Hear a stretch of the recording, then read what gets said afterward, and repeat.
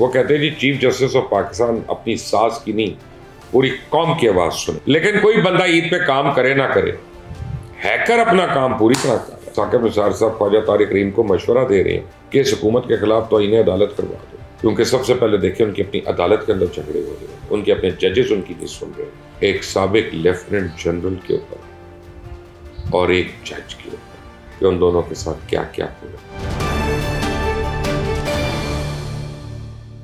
अस्सलाम वालेकुम जी, गुज़िश्ता से पेवस्ता ईद मुबारक। दोबारा से आज भी छुट्टी है। इतनी लंबी छुट्टियां हुकूमत ने दी हुई हैं जैसे पता नहीं है मुल्क में कितनी रेल पेल है हर चीज़ की।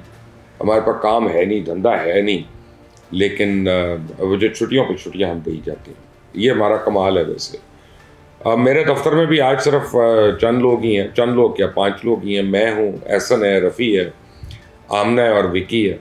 हम सारे काम कर रहे हैं यहाँ पे और आप तक अपना ये वीलॉग्स भी पहुँचा रहे हैं। बाकी सारे अपना कोई किसी की पुप्पो ने दावत की हुई है, किसी की खाला ने आज खाने पे बुलाया हुआ है, किसी को शेखुपुरा में बुलाया हुआ है, किसी को बुरे वाला में बुलाया हुआ है। भाई ये हम खाने वाली कौम है, हर वक्त हम सोचते ही पेट से हैं। लेकिन राना सनाउल्लाह और बातें सोच रहे हैं। वो कहते हैं जी चीफ जस्टिस ऑफ पाकिस्तान अपनी सास की नहीं पूरी कौम की आवाज़ सुने और कौम के मुतालबे सुने और एक साथ सारे इलेक्शंस करवाएं, अलग अलग ना करवाएं। और मरियम औरंगज़ेब एक कदम आगे निकल गई। वो कहती हैं कि जी अब इलेक्शंस बाजवा और सास साहिबा के कहने पे नहीं होंगे, अपने वक्त पे ही होंगे। हाफिज़ अहमदुल्ला जो है ना, वो तो उन्होंने फ्रंट फुट पे आके खेला है। वो तो कहते हैं कि जी रूल ऑफ लॉ तो है ही नहीं इस मुल्क में। इस मुल्क में तो मदर इन लॉ का लॉ है और वही कानून चल रहा है हमारे यहाँ सारा। हवाई फायरिंग शुरू हो चुकी है। कल से अदालत गरजेगी, बरसेगी और सबको बातें होंगी और वो कहेंगे इसको बुलाओ, उसको बुलाओ। हो सकता है हमें भी बुला ले कि तुमने कैसे वीलॉग्स कर दी। भाई हम तो वीलॉग कर रहे हैं, जो बातें कर रहे हैं।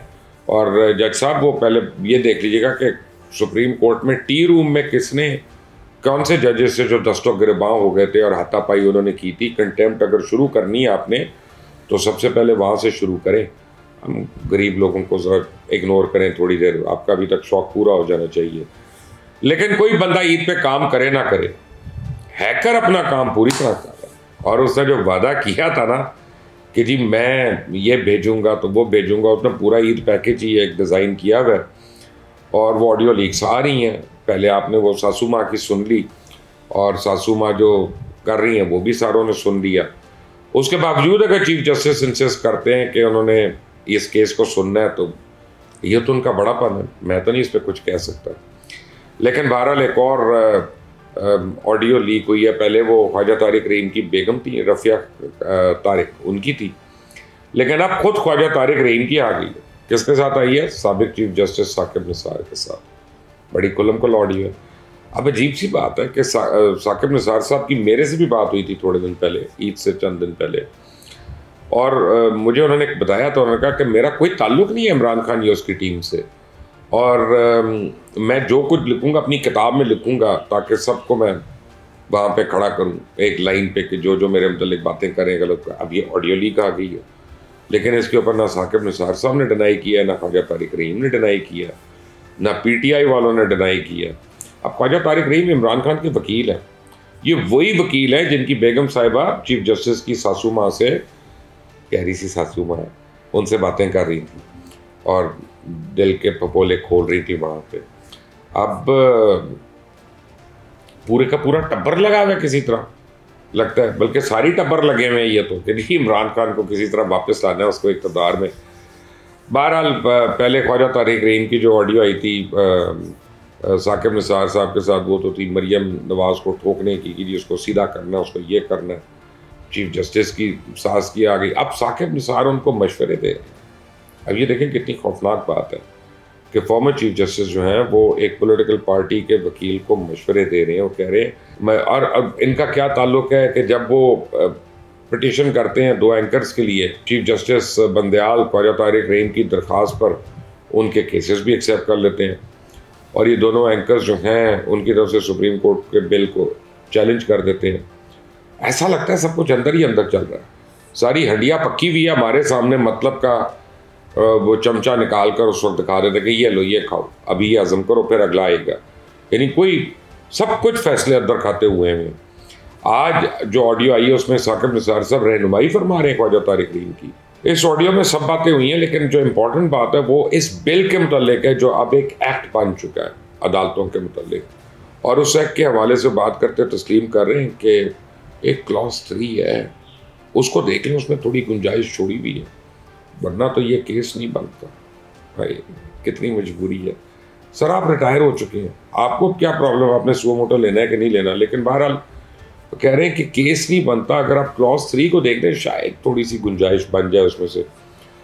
और दूसरी तरफ जो बात आ रही है कंटेम्प्ट ऑफ कोर्ट के हवाले से आ रही है, उसमें ये तासुर दिया जा रहा है कि ऑडियो में साकिब निसार साहब ख्वाजा तारिक रहीम को मशवरा दे रहे हैं कि इस हुकूमत के खिलाफ तौहीन अदालत करवा दो, और उसमें रेफरेंस बनाओ बिल्कुल जैसे आज़ाद कश्मीर में सरदार तनवीर इलियास के खिलाफ बना था और उसकी माफ़ी तलाफ़ी नहीं हुई थी, तो बिल्कुल यही शहबाज शरीफ के ऊपर भी बनता है, यही बनता है।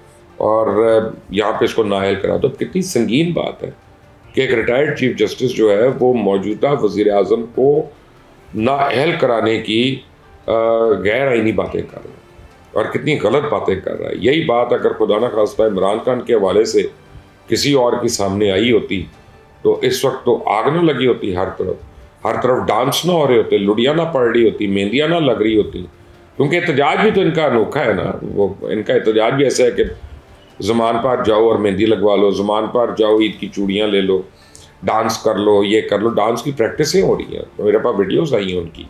बहरहाल ख्वाजा तारिक रहीम इस ऑडियो में जवाब दे रहे हैं, मुझे सब कुछ पता है जी, और ये आधे घंटे में हो जाएगा सर, यानी उनको पता है कि सब कुछ मुकम्मल है, तय हुआ है और ये हो जाएगा आधे घंटे में। बस उनको ये भी पता है कि फैसला आएगा और क्या फैसला आएगा और कितनी देर में आएगा फैसला। अब इस फैसले के बाद तो वो तौहीन अदालत का केस दायर करेंगे, क्योंकि यानी ऐसा लग रहा है कि ये बंदयाल साहब, मुझे लग रहा है कि ये तो आला अदलिया को डिक्टेट करने की साजिश हो रही है कोई, तो प्लीज़ आप इनसे डिक्टेट मत हो। आप एक बाहुनर चीफ जस्टिस है, तो मैं नहीं समझता कि आप अपने आप को डिक्टेट होने देंगे, लेकिन ये जो बातें की हैं इन दोनों को बुलाएं और इन पर कंटेम्प्ट लगाएं।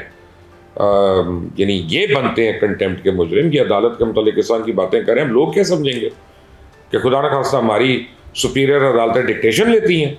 मैं तो कह रहा हूँ नहीं लेती, लेकिन इस ऑडियो के बाद को मानेगा मेरी बात? मैं तो एक छोटा सा एंकर हूँ। तो आप प्लीज़ इन दोनों को बुलाएं और इन पर सो मोटो एक्शन लें और इन दोनों को कड़ी से कड़ी सजा दें ताज़ीरात पाकिस्तान के तहत।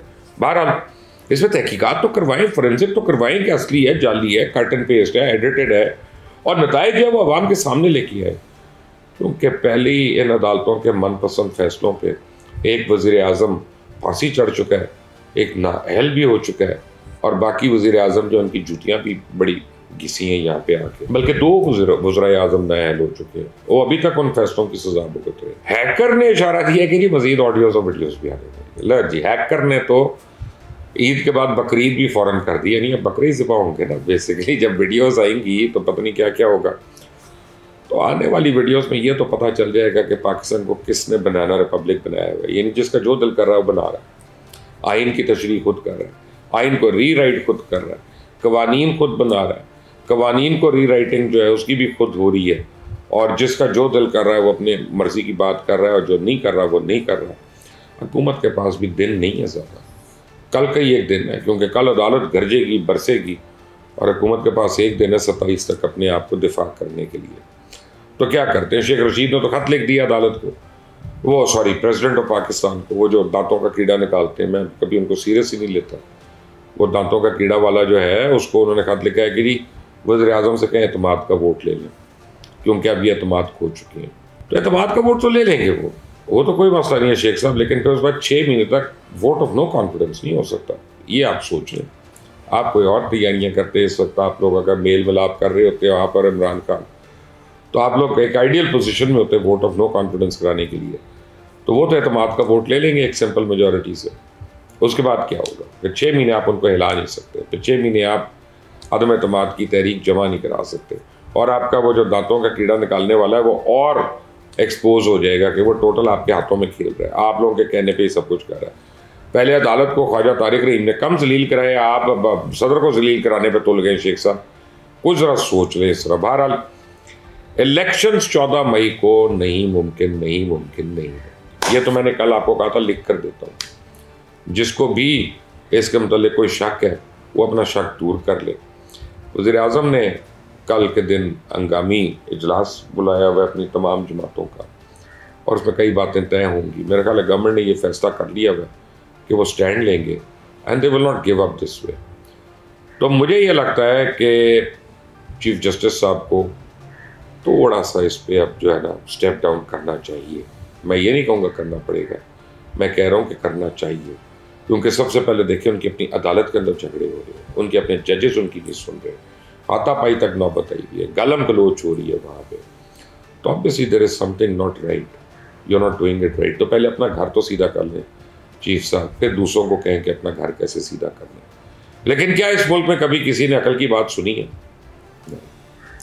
क्या इस मुल्क में किसी ने दिल की बात सुनी है? जो करता अपने दिमाग की बात करता है, अपने फ़ायदे की बात करता है और अपने लॉन्ग टर्म फ़ायदे को देखता है। मुल्क का क्या लेना देना, हम हैं तो ये मुल्क है, यही ख्याल है बड़े लोगों का। बहरहाल कल का दिन बड़ा ही अहम है। स्टे ट्यून, इस चैनल को सब्सक्राइब करिएगा, बेल आइकॉन को प्रेस करिएगा ताकि मज़ीद अपडेट्स हैं वो आपको फ़ौरन मिलती रहे। लेकिन आज शाम को एक मैं वीडियो करने वाला हूँ, और वो वीडियो बड़ी ब्रेकिंग स्टोरी है, एक साबिक लेफ्टिनेंट जनरल के ऊपर और एक जज के ऊपर, कि उन दोनों के साथ क्या क्या हो रहा है। तो देखना मत भूलिएगा। अल्लाह हाफ़िज़।